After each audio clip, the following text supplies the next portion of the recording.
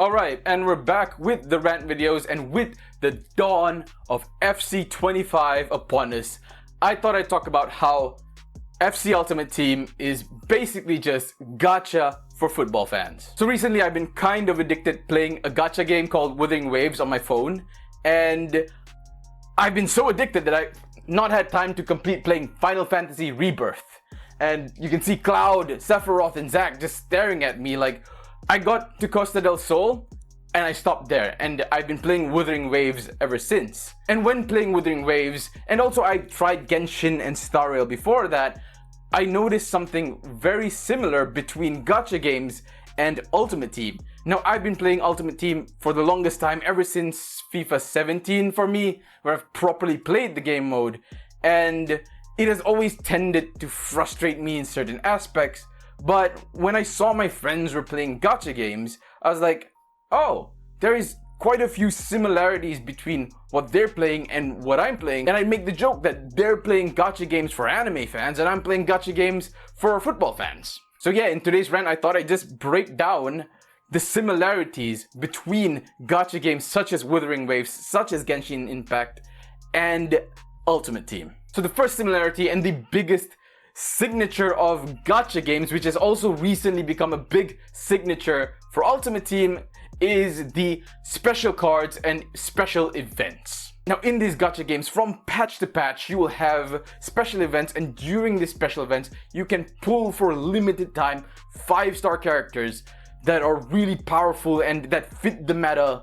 And that is something that's very similar to the way FC Ultimate Team has it. You know, FUT also has, especially recently, a ton of these special events, and during these special events, special cards are released, and these cards are better than the basic cards that you can get through regular gameplay. And these events are limited time, so these special featured banners are limited time banner characters, limited time 5-star characters. So if you don't manage to pull these characters, you might never get the chance to pull them again unless a rerun happens. And it's the same for Ultimate Team special cards, event cards, such as Team of the Year, Team of the Season, Future Stars, Footies, all these big events that make you want to engage with the game so you can get these special cards. And that's the same for gacha games, where you have these featured events that make you want to engage with the game so you can get the rewards from those events, and also makes you want to spend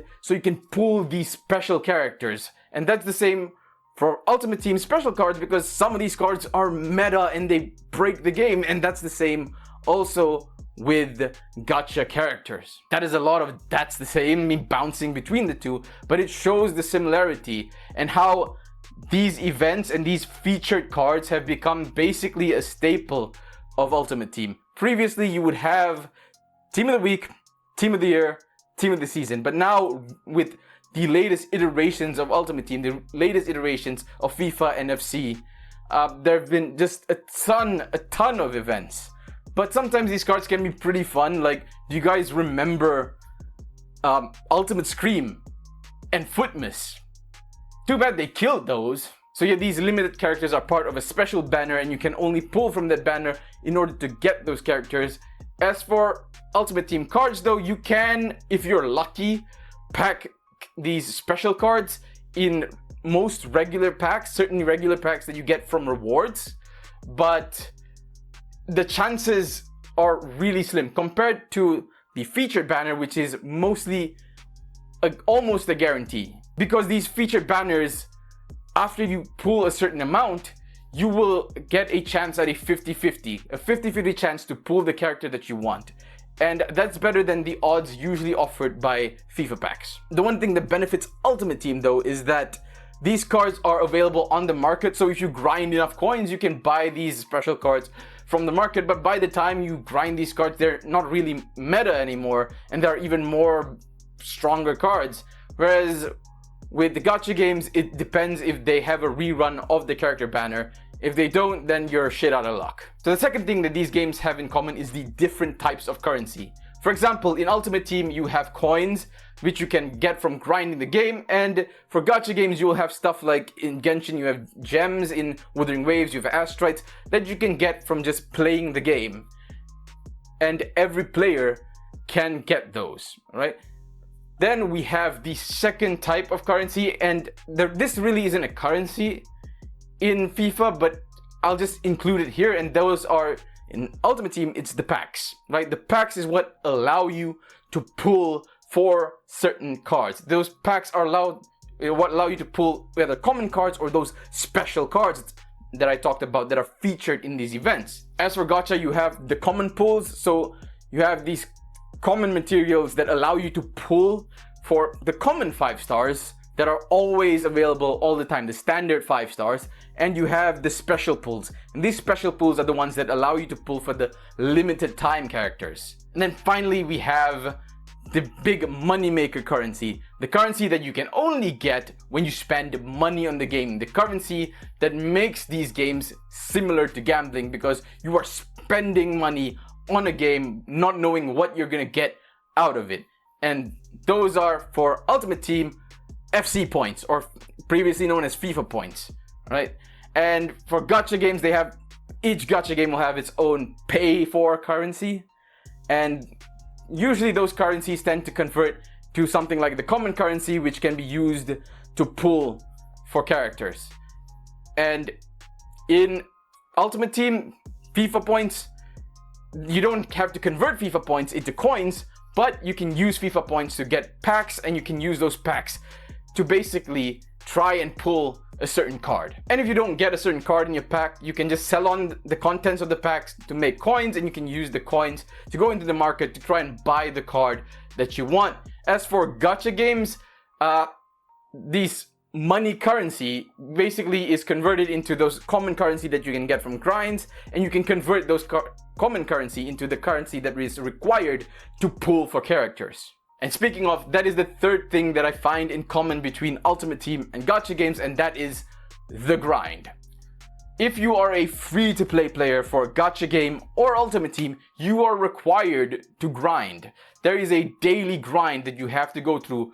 In Ultimate Team, it's either to complete objectives or gain packs or gain coins, and in Gacha games, usually it is for the currency that everyone can get so that you can eventually pull for a character. But there is a bit of a difference between the grind, and this is where I feel the Gacha games that I play have a leg up on Ultimate Team, is that while these are both online games or require an internet connection, the Gacha games are online single player.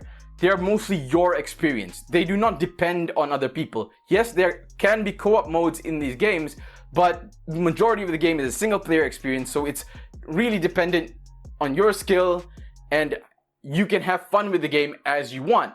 Whereas for Ultimate Team, it is a multiplayer game mode, so you are playing against another person online, another opponent. Yes, I know there are squad battles, but the same way how co-op is an added mode into a single player game, squad battles is an added mode into a definitely more multiplayer game. And now you're playing competitively against someone else, and how they play and how they behave online can affect your experience. And not only that, is the internet connection that you have, the ping, the servers that EA provide, all these things can affect how much fun you have with a game. And because it is online, because you're playing someone else, it's much easier to get angrier with the game, because there's this guy that's just being an asshole online. And that's what makes these grinds more draining, because some of the objectives require you to play these online multiplayer modes, and also the most fun you can have is playing these online multiplayer modes, but you have to compete online and you have to climb up through divisions because you want to finish in the highest division, in the best position in the division, and that can be affected by way too many factors, and sometimes just leads it to not being enjoyable. And that's only if you play like for casually. If you play truly competitively, then you are playing foot champs, and that's just a whole other thing, and that is more stress added onto you, because now you need to beat someone who's not just good at the game, they could be incredible at the game, and you're just getting spanked. Whereas in the gacha side, it's all pretty calm, because you're just playing, maybe like Wuthering Waves, you have this open world that you can explore at your leisure. You have certain energy that you can use for certain events and certain tasks, and once you run out of that, you can't really do much outside of that, except there are some other endgame content modes that make it fun. But then we come back to FIFA, and there is no energy to limit you from playing as many games as you can but it is quite draining having to go through facing someone online. And yeah, those are the major similarities between gacha games and Ultimate Team, and that's why I think Ultimate Team is basically just a gacha mode, especially these days where it's become more about opening packs and packing a special card more than the football gameplay anyway. So yeah, you're just trying to pull for special cards. The same way in gacha games, you're just trying to pull for that special character. So yeah, FC Ultimate Team is basically just gacha for football fans. And that's it for my rant this time. Ultimate Team players and fans, please let me know what you think in the comments below. Is this definitely gacha for football fans? It is gacha for football fans. The mechanics are just similar. Anyway, I'll see you in the next video.